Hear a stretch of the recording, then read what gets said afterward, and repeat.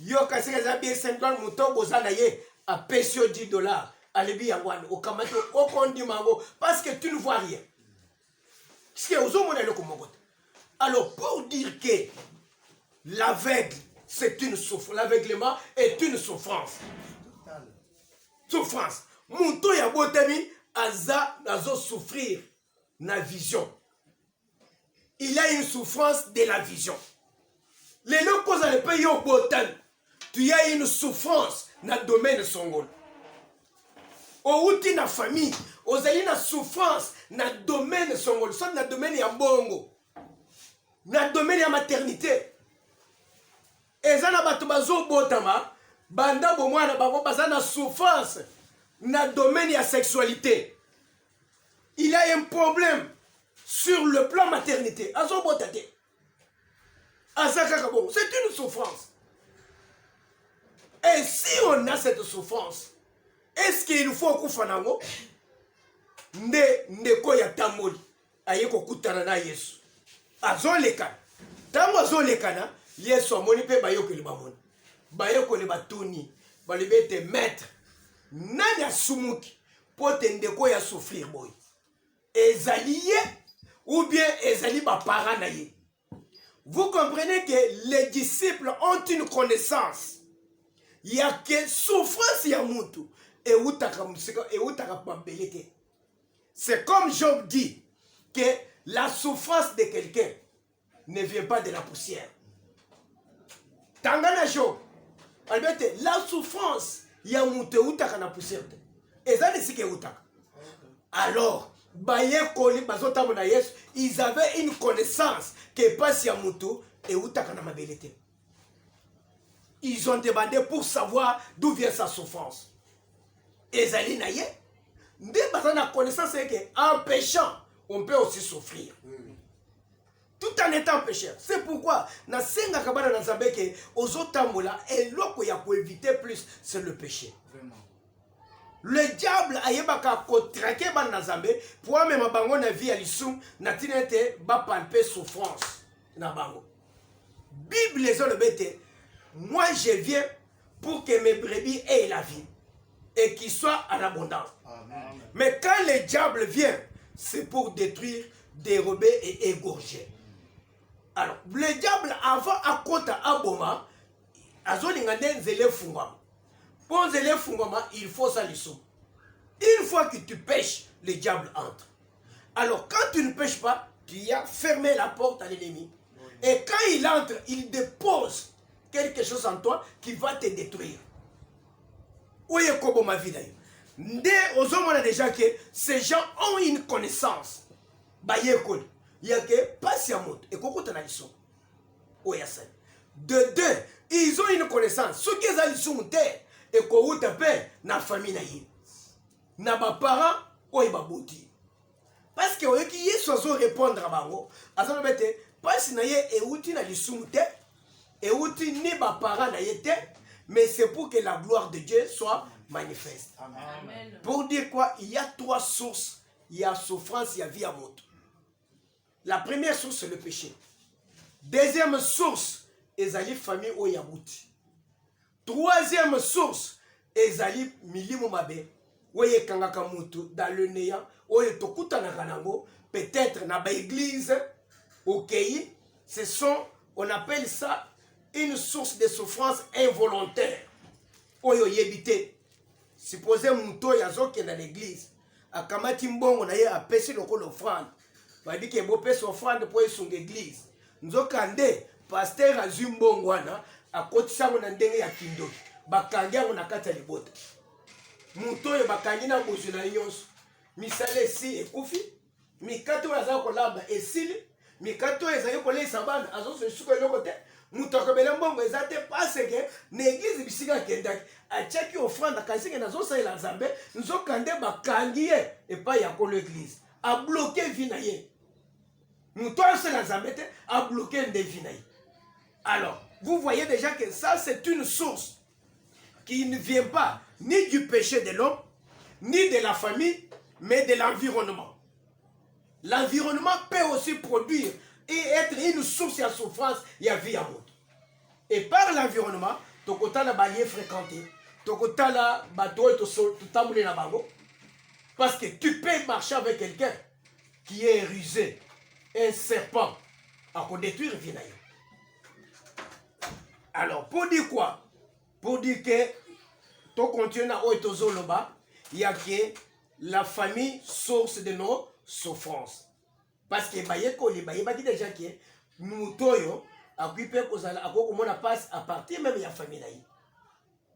Il y a un zoloba que les lots et l'eau que yozo vivre. Pas si yozo mona les lots. Ma kambo ezo bongate. Ou na famille hein nini. Ou na famille. Alors, dans la famille, l'un des parents a koki koteka famille. Moko na bakoko na yo a koki koteka vie à famille mobile. Alors, c'est là où nous sommes allés voir Abraham. Daniel Bisso, Abraham Genèse chapitre 17, à partir du premier verset. Le livre de Genèse chapitre 17, à partir du premier verset, nous lisons au nom de Jésus-Christ. Amen. Lorsque Abraham fut âgé de 99 ans, Tango Abraham a komaki na 99 ans, l'Éternel apparut à Abraham et lui dit, Yahweh Nzambe bimeli Abraham pe alobi, je suis le Dieu tout-puissant. Nazali Nzambe oya lekinguya. Marche devant ma face et sois intègre. Tambola liboso na ngai pe zala na boyenge beni. J'établirai mon alliance entre moi et toi et je te multiplierai à l'infini. Tango Zamba zo na Abraham, alebete na kosala alliance entre ngai na yo. Abraham azaki moko. Azaki na mutute. Abimi alibi na ke Zamba. Na ke kosala bibwe. Même ata mukolo yo Zamba kutanaki na Moïse. Bazaki na nani? Azaki moko. Mais ce que lui a fait a engagé tout Israël. A engagé tout Israël. Azo kende. Akei ndengo bobimaka boy. Ndenge papa na yo bimi akenda ka Zamba wana. Akei Zamba ake kokutana na Zamba ko. Est-ce que reste à savoir Abraham akutana na Zamba, mais papa na yo kutana na Zamba. Koko na yo akutana ki na nani? Quand il est sorti, bisika za kokende. Abraham akei akutani na Zamba. Zamba bimelie. Alebete nazo sana na yo alliance. Abraham ne pouvait pas tergiverser.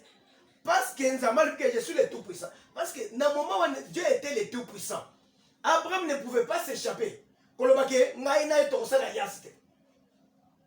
Pourquoi? Parce qu'il était entre les mains du tout-puissant, qui disait tout et qui l'avait dominé. Aujourd'hui, tu peux entrer dans une église où on peut facilement te dominer, ou surtout qu'on soit signé alliance na diable.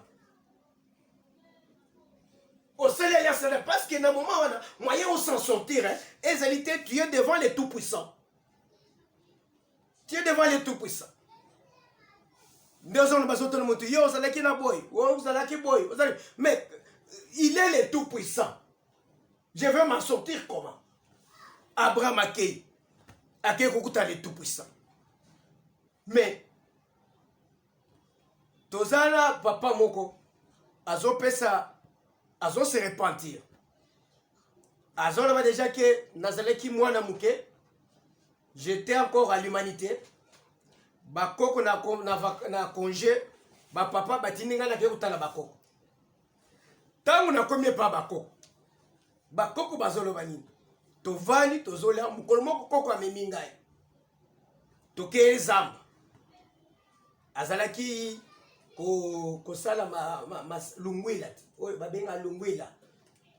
Alors asachaki ba kalebasi na ye e mwese kotaki kuna nde aibise alibi mata okende okitisa kalebasi wana na mati na kitisi kalebasi ponga ina kita na kangani nazoko kita te na toniko mais na mati bien mona kita te sa de alibi aseki aliboza mwana mke okita ndeni.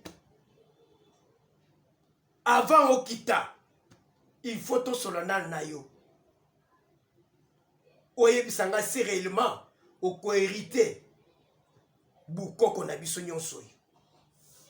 etikala maboko yo ozala mokonzi na kati ya bafamille nyonso kotali te na bapapa na ye nalibi na ndenge nini alibi okozala chef okozala mpe na mbongo ebele une fois kandimi nandimi pa amimoni alungwe likolo asi akiti na se ndenge nakitaki na se nakomprenaki te directement esprit na ngai echange nazwa esprit mosusu alobi banda wana nazwa kindoki ya bachef coutumier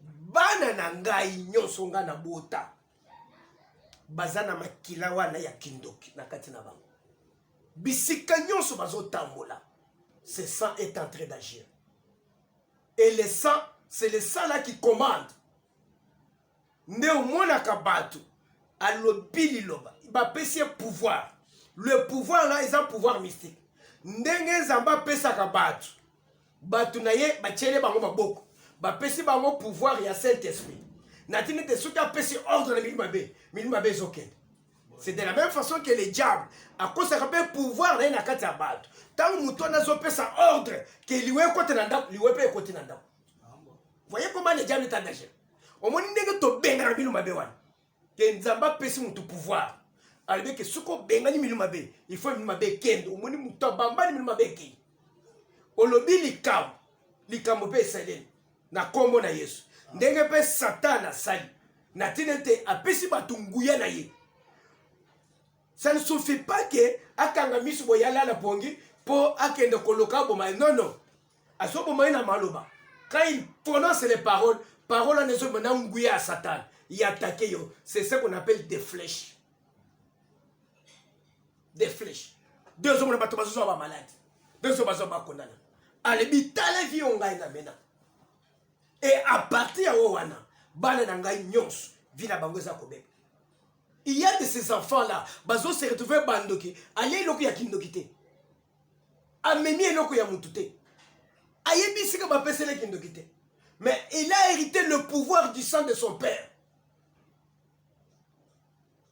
qui commence à condamner beaucoup de gens ndeko Abraham akutani na Nzambe afal de nazo mituna ke ndenge biso nyonso awa to oyebi famille to wuti oyebi bisika tozo wuta bakoko na biso bisika bazo wuta il parlait avec les démons il parlait avec les diables bazo lebele milimu mabe bazo lebele bukoko na bango mais na batwana qu'est-ce qu'ils avaient transmis Abraham akutani na Nzambe mais famille na yo bakutana na outi na famille ya mutu akutani na nani tokeye papa.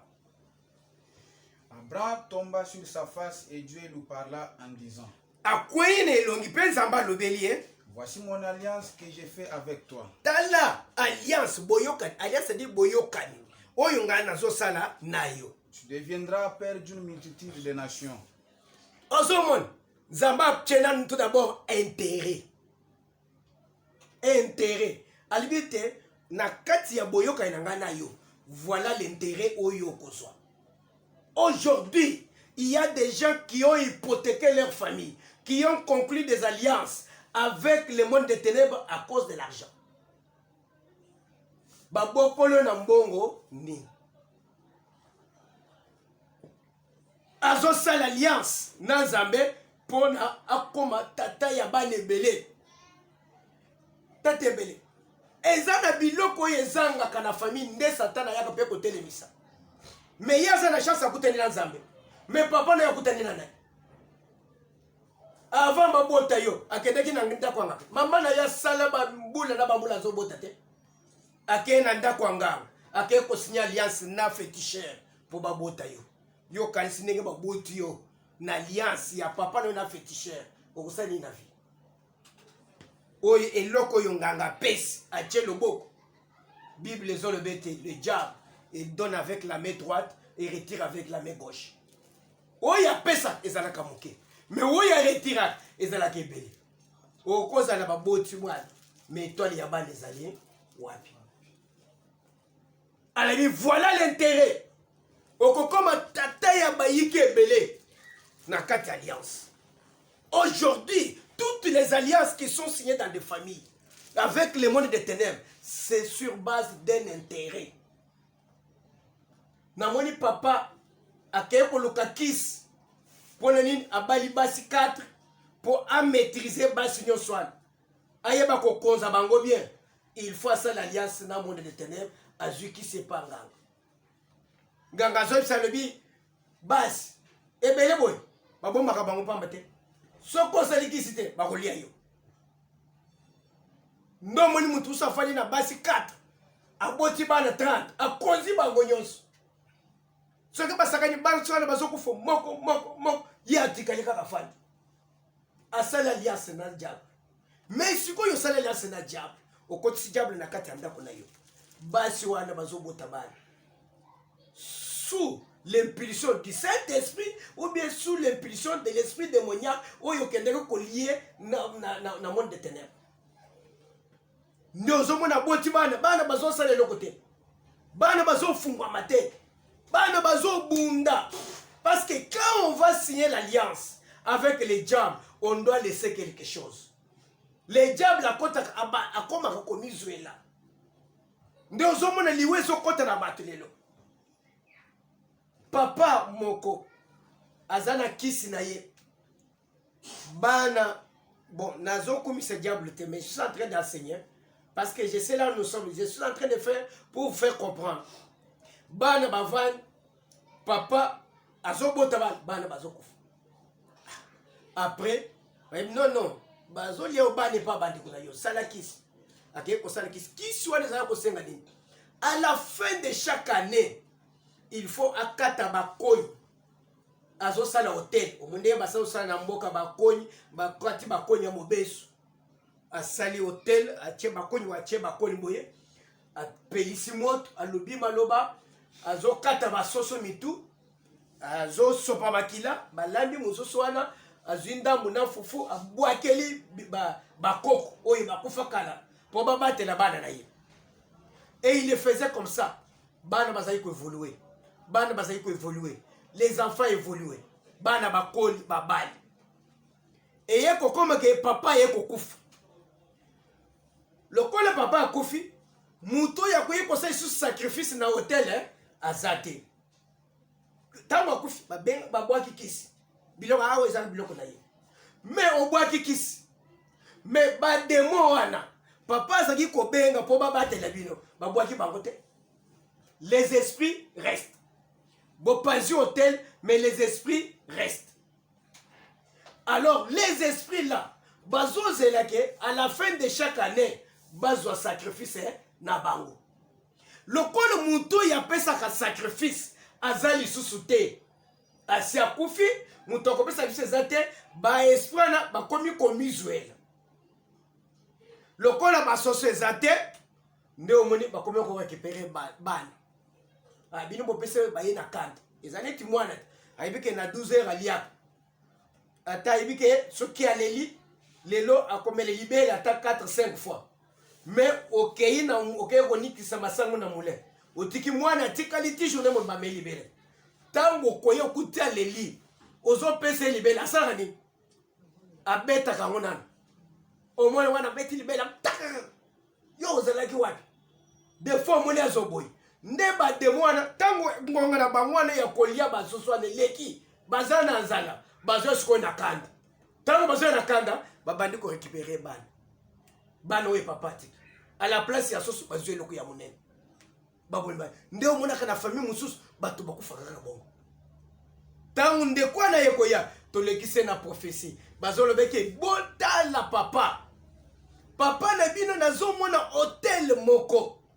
Papa na bino azaki ko sacrifier basoso na ba esprit. Mais tango akufi basoso wana basala ka lisusu te bopanza hotel wana me bopanza ba esprit te.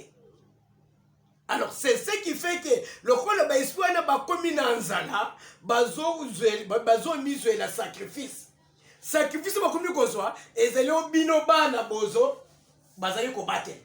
Neli wo moni ekoti na kata famille. Boluka nzambe. soki boluki nzambe te bokosi. Vous comprenez comment ndenge pasi ekutaka na kati ya famille.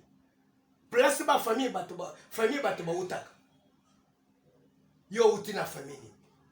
Liwe ezolanda bino ezo uta wapi. Misala nini basala.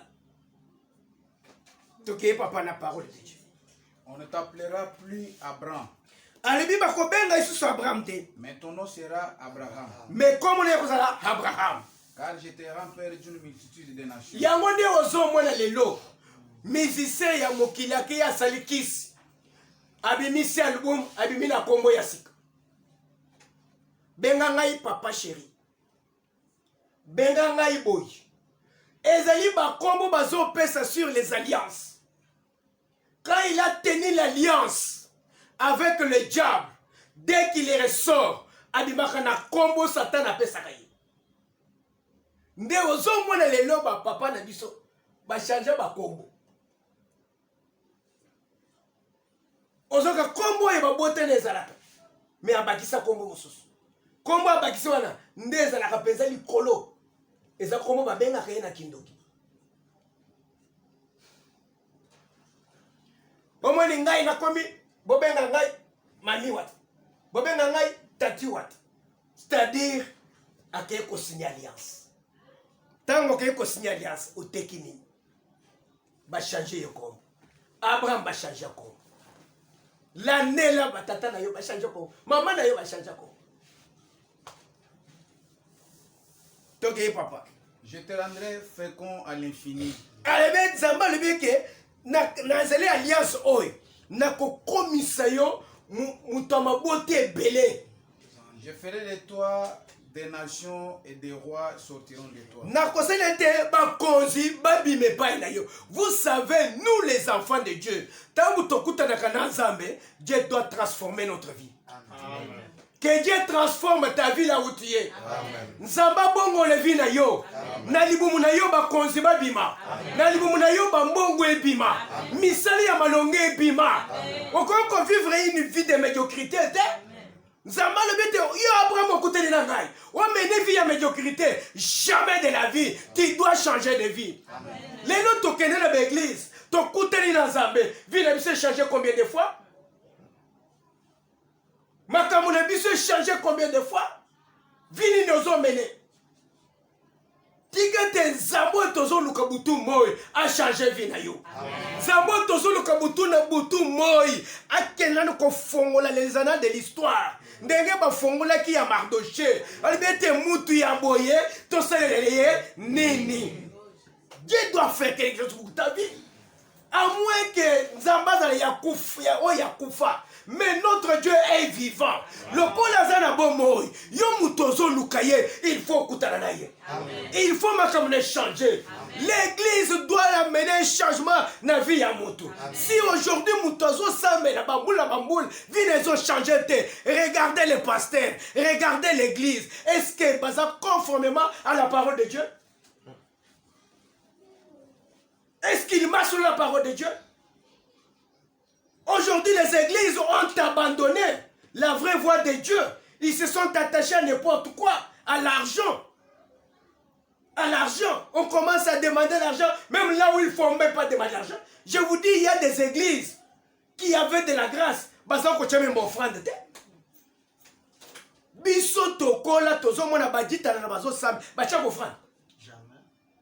Mais ma vie va rater.